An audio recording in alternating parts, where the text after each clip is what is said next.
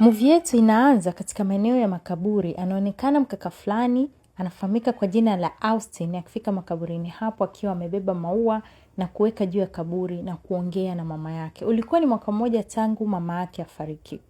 Huku akiendelea kuongea na mama yake, ghafla akasikia sauti ya mtu akiimba kwa sauti sana. Alikuwa ni mwanamke. Austin akaona ile sauti inamkera, akaamua kumkataza yule mwanamke. Kwa nini unaimba? Sehemu ya watu wamepumzika, hawahitaji kelele hawa, wanapumzika kwa amani. Nenda kaimbe huko kwingine. Yule mdada alikuwa ni mzimu, ila Austin hajajua.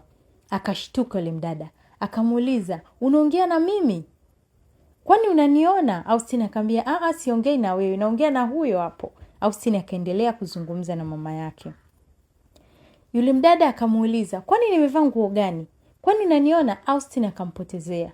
Yule dada baada ya kuona Austin amempotezea, akaendelea kuimba kwa nguvu zaidi. Austin alivyoona ile sauti inazidi kumkera, akaokota jiwe. Na movie yetu inaitwa If We Meet Again. Twende sambamba. Baada ya pale, Austin anaelekea nyumbani kwake, yupo kwenye gari. Ghafla akafunga breki kwa nguvu baada ya kumuona yule dada wa kule makaburini kwenye gari yake. Akashtuka, akasema ni yeye kabisa, nimemuona. Alikuwa kwenye gari. Ni yule dada wa kule makaburini. Akaangalia hajamuona, ikabidi aendelee na safari. Kwa mbele kidogo yule dada akawa anakatiza. Austin akamuona ila akampotezea. Yule dada akasema, "Nina uhakika kabisa kaniona, ila kaamua tu kunipotezea." Austin akaendelea na safari mpaka kufika nyumbani kwake. Alipofika nyumbani kwake, akaingia ndani, akamkuta mwanamke wake, wakasalimiana, akamwambia, "Leo umenisahau siku nzima." Akamwambia, "Leo unajua ni mwaka mmoja tangia mama afariki, kwa hiyo ilikuwa siku maalum kwa ajili yake." Akambeba mwanamke wake na kuelekea chumbani. Baada ya muda mfupi, akamwambia mwanamke wake, "Kipindi tumelala kuna kitu uliongea kwamba ni dakika chache tu." Akasema, "Mimi hapana, sijaongea chochote." Yule mzimu akatokea tena na kumwambia, "Mimi ndo niliongea hivyo." Austin akashtuka.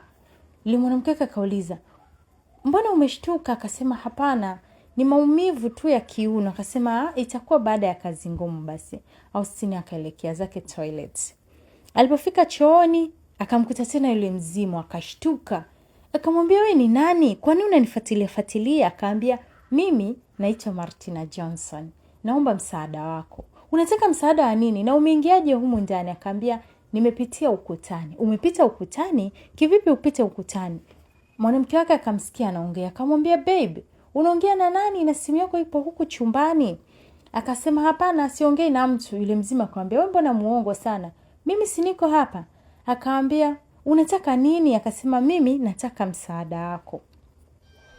Baada ya pale yuko na mwanamke wake, wamekaa wanaongea, mara yule mzimu akamtokea. Akawa anamuuliza, "Why? Unataka nini? Kwa nini unanifuatafuata?"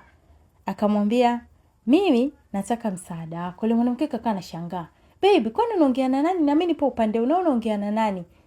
Akasema, "Mimi nahitaji msaada wako." Yule mzimu akatoweka.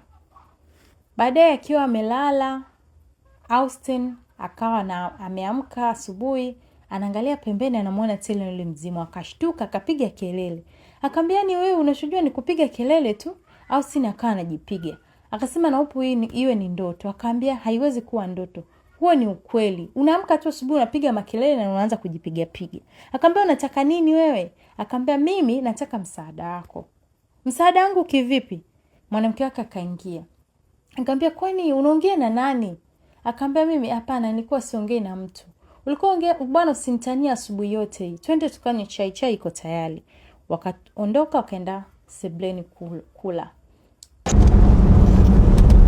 Wamefika wamekaa wanaanza kula, yule mzimu akamtokea tena. Austin akashtuka hadi akatema kinywaji. Yule mwanamke akamshangaa. "Nini?" Akawa anamuonyesha kwa kichwa. "Ni nini?" anamuonyesha. Yule mwanamke haoni kitu. Akamwambia, "Huyo hapo amekaa mbele yetu." "Nani?" "Huyo." Akamwambia, "Unataka nini? Mbona unanifuatafuata?" Yule mwanamke akamwambia, "Sikuelewi kabisa. Unaongea mwenyewe." Akaamua aondoke. Yule Austin akabaki na mzimu, akaanza kumuuliza, "Kwani unanifuatilia? Kwani unaingiaje humu ndani?" Akaambia, "Wewe peke yako ndo unaniona. Wengine hawanioni. Haujiulizi kwa nini kuone peke yangu kama ungekuwa mtu wa kawaida? Ungekuwa mtu wa kawaida kila mtu angekuona." Akasema, hapo sasa unaweza kusema mimi ni nani?" mimi ni mzimu. Austin alivyosikia ni mzimu akakimbia, akielea ndani akamwambia mwanamke wake, hapa kuna mzimu, ndani kuna mzimu. Wakafunga mlango, akaanza kuna mzimu. Baada ya pale akaondoka, akaenda kukutana na marafiki zake na akawaelezea kila kitu, kwamba alivyoenda makaburini kuna mwanamke alimuona anaimba. Baadaye yule mwanamke akamfuata nyumbani kwake kumwambia kwamba yeye ni mzimu. Akaambia, hilo swala haliwezekani. Wewe mbona unakuwa kama umechanganyikiwa? Kwanza ulivyoenda makaburini uliona kaburi lake? Akasema hapana, sikuangalia. Kwa hiyo sijui. Akasema sasa inabidi twende makaburini tukahakikishe kama kaburi lake lipo. Wakakubaliana, walipofika kule wakaangalia, akasema ni kweli kaburi lake lile pale. Wakaliona kaburi imeandikwa Martina Johnson kama yule mwanamke alivyosema ndio jina lake. Baada ya pale wakafika kwenye gari, wakaondoka pale, wakafika kwenye gari. Yule Martina akawatokea Austin, akawaambia rafiki zake, huyo hapo kwenye gari. Rafiki zake wakakimbia sana. Baada ya pale tunamuona mwanamke wake Austin yupo na rafiki yake, akawa anamuelezea hali ya mpenzi wake. Akamwambia sasa hivi simuelewi kabisa. Amekuwa ni mtu kama aliochanganyikiwa, anaongea peke yake, simuelewi nini anafanya. Akasema anatafuta njia za kukuacha. Akasema hapana, haiwezi kuwa sawa. Yaani yupo ni mtu kama anaona vitu anaongea navyo. Akasema kwa hiyo utajua wewe nini cha kufanya. Basi pakatoka pale. Austin akawa anafikiria sana kuhusiana na linaloendelea, kwamba yule mzimu anamtokea yeye, anamtaka amfanyie kitu, amsaidie. Kidogo mzimu akaja, akamwambia, kwani unafikiria nini? Kila anachofanya yule mzimu anamfuatisha. Austin akikaa chini, mzimu anakaa chini. Akigongewa kichwa na mzimu anafanya hivyo hivyo. Akamwambia unafikiria nini? Akamwambia nafikiria jinsi ya kukuondoa wewe. Akasema jinsi ya kuniondoa mimi? Unataka kuniondoaje? Akamwambia mimi sitaki kukuona. Akasema sasa njia ya kuniondoa nishakwambia. Wewe nifanyie kitu ninachokitaka. Naomba unisaidie kwa sababu wewe ndio peke yako unaniona, wengine wote hawanioni. Nataka unisaidie, alafu mimi nitaondoka zangu. Basi yule mzimu akaondoka. Baada ya pale Austin amekaa na mwanamke wake sebuleni, wanaangalia TV, wanafurahi wenyewe, wanahadisiana. Yule mzimu akafika. Alipofika akaanza kumziba Austin. Austin anasogea, angalia, anamziba mwanamke wake. Akamwambia baby, uko sawa? Akamwambia niko sawa. Kwani ni movie tunaangalia? Austin akaanza kucheka pale, anacheka kuliko movie ilivyo. Mara yule mzimu akabadilisha channel. Mwanamke akaanza kufa, kwani unabadilisha channel na tunaangalia? Austin akamwambia ni mimi. Akamwambia ndio, remote hapo. Akarudisha tena kwenye ile channel, akaangalia, akabadilisha tena. Austin akafoka. Mwanamke akasema jamani, kwa nini unaongea na nani? Akaondoka. Baada pale yule mzimu akapotea. Ulipofika anaonekana mtoto anacheza nje na yule mzimu yuko pembeni. Anamwambia binti yangu usicheze michanga, utachafuka. Kidogo anatokea binti mwanamke fulani anamuita Lisa. Yule dada anaitwa Antonio. Anamuita Lisa anasema yes mami. Anakuja anamchukua, anamwambia usicheze michanga, nilikwambia utachafuka. Akambeba akaingia naye ndani. Pafika siku ya pili wakawa na Antonio anamlisha Lisa na yule mzimu yupo kwa pembeni anaangalia. Anamwambia usijali mwanangu, karibuni tu utakutana na baba yako, usijali kabisa. Akamwambia Antonio, Mungu atakulipa kwa hiki unachokifanya. Mungu atakulipa sana, usijali. Baadaye ikaonesha Austin ameenda tena bana rafiki zake, wamekaa wanakunywa. Rafiki zake akaanza kumuuliza, vipi rafiki yako mzimu anaendeleaje? Austin akamwambia rafiki yetu, yule ni rafiki yetu wote bana. Akasema sisi hatuamini kwa sababu hatumuoni. Sawa, mara mzimu akaja. Akamwambia yuko hapa. Sisi hatumuoni, huyo ni rafiki yako. Akamwambia si umeona rafiki zangu waniamini. Akamwambia yule mzimu akamwambia Austin, weka mikono kichwani. Austin akaweka. Akachukua kinywaji akamwagia rafiki yake mmoja. Rafiki yake akaanza kupiga makelele, Austin. Akamwambia si umeona, umeamini sasa? Huyo ni mzimu, sio mimi. Wakawa wanatoka. Wamefika nje, wanataka kupanda kwenye gari, wakutana na mama fulani. Yule mama akaanza kumuita Austin. Austin akasema ni mimi. Ndio wewe. Akageuka. Akasema kijana wangu, kwa nini unamsumbua yule mzimu? Akasema mama, kumbe naona namuona. Akasema mimi simuoni, ila mimi kazi yangu ni kupossess mizimu. Akaambia nikupe ushauri jinsi ya kumuondoa. Yule mzimu anatakiwa tu umsikilize anachotaka kisha umsaidie. Ukishamsaidia yule mzimu ataondoka. Yule Austin akasema mnamsikia? Sasa mimi nitaongeaje na mzimu? Wakapanda kwenye gari wakaondoka. Baadaye anaonekana mkaka mwingine akiwa anaangalia picha. Yule mkaka anaitwa Mark. Ni mume yule mdada aliyofariki Martina, ambaye yule mzimu, na yule kule mtoto anaitwa Lisa ndo mtoto wake. Yule mkaka akaanza anaangalia picha, anasema, mke wangu, nimekukumbuka sana toka siku uondoke, na kinachoniuma zaidi mtoto wangu sijui wapi alipo mpaka leo. Akawa analia. Baada ya pale Austin akawa anatoka chumbani, anafika sebuleni, anakutana tena na ule mzimu. Austin akawa mkali kweli kweli, kaanza kumfokea. Kwani unanifuatilia kila ninakoenda unafika? Wewe ni kama nani? Unafatafata, unanipotezea amani, unakuja muda wote, marafiki zangu hawaniamini, kila kitu kinakuwa yani akieleweki kwa sababu yako. Mwanamke wake anafika na muona Austin anaongea mwenyewe. Akamwambia, "We Austin, unaongea na nani? Mbona sikuelewi? Kila siku unazidi kubadilika, kila siku unachanganyikiwa. Yaani siwezi kuendelea na yeye." Mwanamke wake akakimbilia ndani, akaenda kusanya vitu vyake, akaondoka. Austin akamfuata. Akamfuata mpaka nje. Yule mwanamke akaamua kuondoka. Aliporudi akamwambia, "Umeona kilichosababishia?" Akasema, "Mimi nimefanyaje?" Yule mzima akasema, "Mimi nimefanyaje?" Akamwambia, "Ndio umesababisha ondoke." "Nimesababishaje? Wewe mwenyewe ndio umesababisha."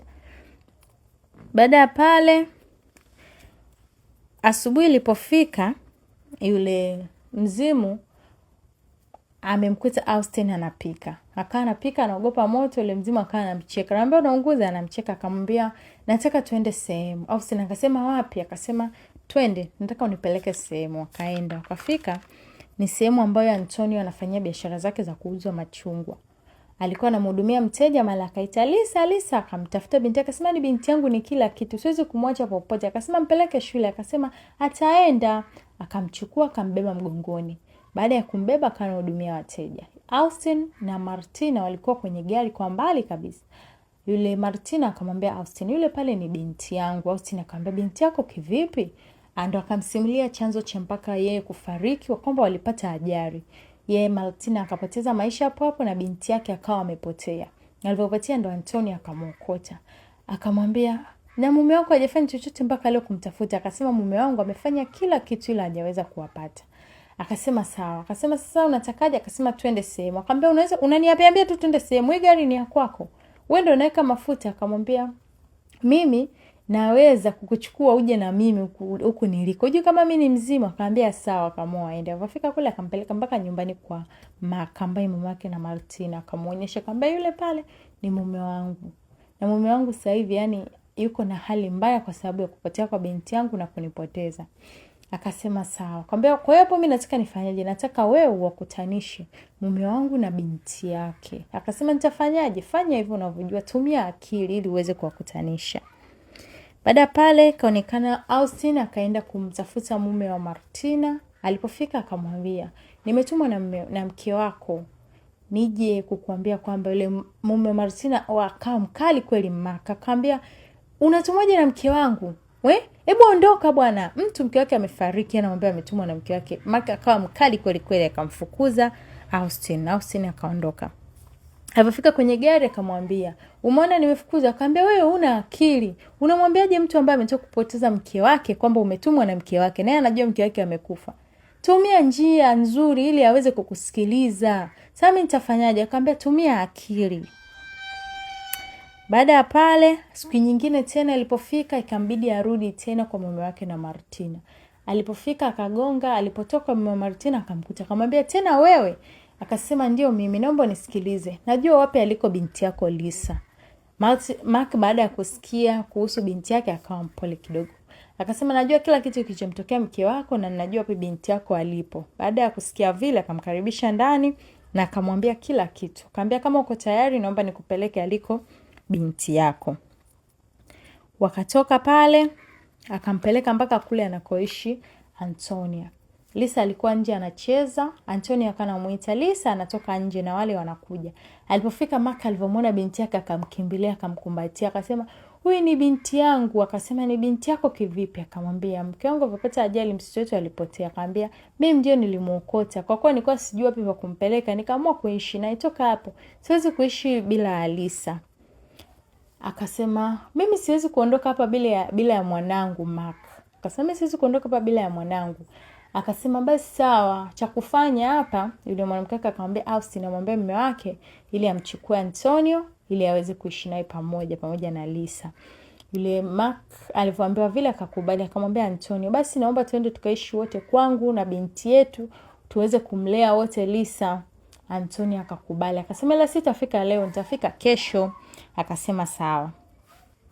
Baada ya pale wakaondoka. Walipofika nyumbani akamshukuru sana Austin kwa kila kitu alichokifanya. Akamwambia sio mimi, ni mke wako ndo amehakikisha yote, lakini nashukuru kwa ajili ya msaada wako nimeweza kumpata binti yangu. Kaambia sawa. Wakatoka Austin pamoja na Martina wakawa wameelekea makaburini. Walipofika kule Austin akasema kwa hiyo kila kitu ndio kinaishi hapa. Martina akasema ndio, huu ndio mwisho wetu na kila kitu kinaishi hapa na ninashukuru sana kwa msaada wako. Austin akasema sawa bila shaka. Akasema nikutana na mama yako, mwambie mamangu nimemisi sana. Akaambia sawa basi. Yule Martina akatoweka. Austin ikambidi aondoke. Baada ya hapo kaonekana siku ya pili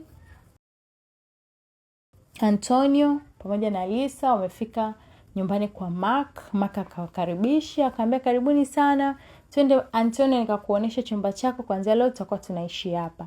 Akamchukua, kaenda naye ndani, akamuonyesha chumba basi. Baada pale Austin ikambidi ampigie simu yule mwanamke wake. Mwanamke wake alipofika akabidi amuelezee kila kitu kilichokuwa kinatokea na kila kitu ambacho alikuwa anaona. Mwanamke wake ikambidi akasema kumbe ndio hivi. Akasema ila kama hautataka kuendelea na mimi kwa sababu nitaendelea kuona mizimu mingine. Na nilipomuuliza babangu akasema mamangu alikuwa na hicho kitu, kwa hiyo alijua alivyokufa kimeisha, ila hapana kinaendelea kwangu. Akasema sawa. Basi yule mwanamke akakubali. Basi baada ya pale akaonyesha sehemu ya mwisho ambapo Austin ameandaa chumba vizuri, ameandaa kila kitu kwa ajili ya kumfanyia surprise mwanamke wake. Akawa amemvesha pete ya uchumba, mwanamke wake amefurahi, wenyewe wakakumbatiana. Na mwisho wa movie yetu ya If We Meet Again.